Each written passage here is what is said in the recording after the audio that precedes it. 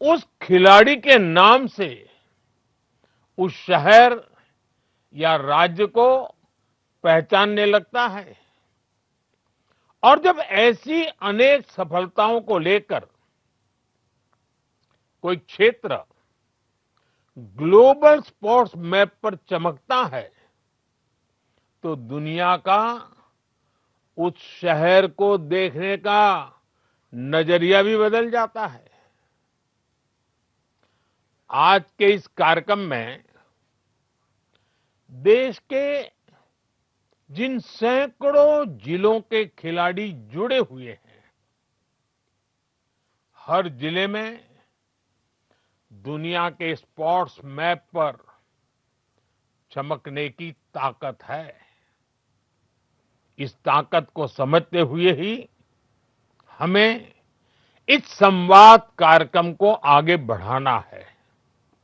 साथियों, इस बार लाल किले से मैंने खेलों से जुड़ी एक बहुत बड़ी चुनौती की तरफ भी देश का ध्यान दिलाया है।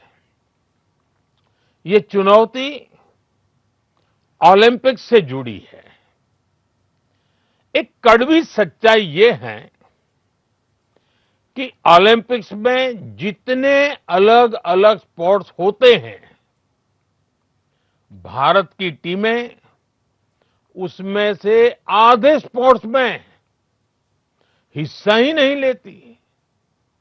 यानी मेडल टैली के एक बहुत बड़े हिस्से के लिए तो हम compete ही नहीं करते। और दशकों से ऐसा ही चला आ रहा है। 2012 के ओलंपिक्स में उस समय भारत ने सिर्फ 2012 में सिर्फ 13 खेलों में हिस्सा लिया था।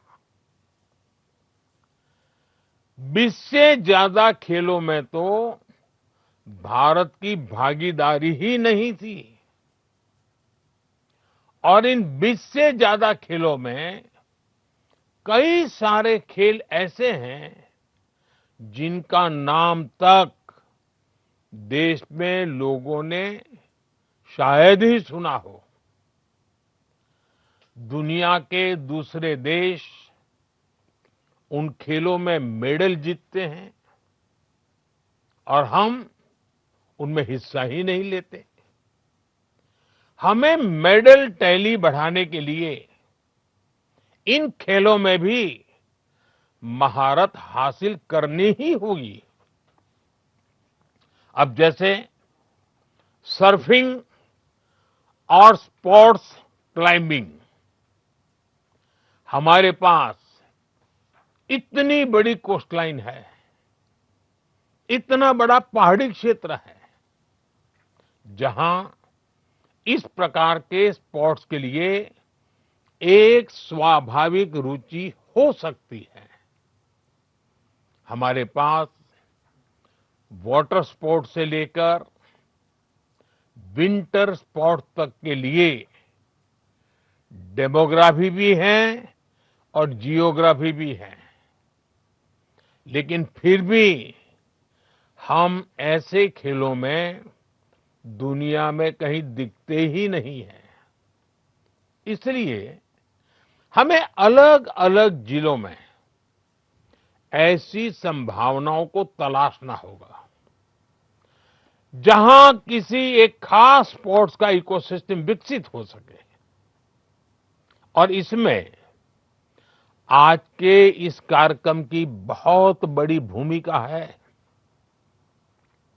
साथियों, जब हम 2036 ओलंपिक्स की तैयारी की बात करते हैं, तो हमारा फोकस ये होना चाहिए कि हमें आज से ही वो खिलाड़ी तैयार करने हैं जो 2036 में अलग अलग स्पोर्ट्स के लिए क्वालिफाई और compete करेंगे।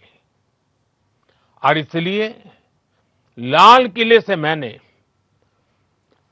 5 साल की उम्र से 15 साल की उम्र के खिलाड़ियों की पहचान करने के लिए एक बड़े टैलेंट हंट अभियान का ऐलान किया है। और इसमें भी हमें केवल ये नहीं देखना है कि किस बच्चे की किस खेल में रुचि है, बल्कि ये भी देखना है कि कौन सा बच्चा किस खेल के लिए फिट है। हमें उस हिसाब से ही उस बच्चे को ट्रेनिंग देनी होगी। और मैं आप सभी को भरोसा देता हूं, इसके लिए सरकार की तरफ से जो भी सपोर्ट चाहिए, सरकार उसमें आपके साथ कंधे से कंधा मिलाकर चलेगी। साथियों, हमारी सरकार भारत में 21वीं सदी का आधुनिक स्पोर्ट्स इकोसिस्टम बनाने के लिए पूरी तरह प्रतिबद्ध है। आज स्पोर्ट्स यूनिवर्सिटी से लेकर आधुनिक ट्रेनिंग सेंटर्स तक देश में एक ऐसी व्यवस्था बनाई जा रही है जिसमें प्रतिभा को पहचानने से लेकर उसे दुनिया के मंच तक पहुंचाने तक हर स्तर पर सहयोग मिले। हम दुनिया के दूसरे देशों के साथ भी स्पोर्ट्स साइंस, ट्रेनिंग, कोचिंग और अनुभव साझा करने के लिए सहयोग बढ़ा रहे हैं। साथियों, स्पोर्ट्स को लेकर सरकार कितनी गंभीर है, ये आयोजन भी इसका उदाहरण है। खेलो इंडिया संवाद सिर्फ खेल की बात करने का कार्यक्रम नहीं है, एक ऐसे संवाद का मंच है जिसका एक एक विचार देश के स्पोर्ट्स विजन को एक नई दिशा दे सकता है।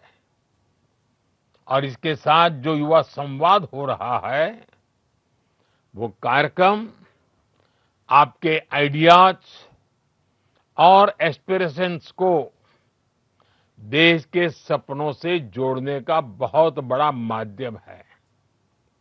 इस कार्यक्रम में sports ecosystem, talent development, governance और विकसित भारत को लेकर युवा क्या सोचते हैं।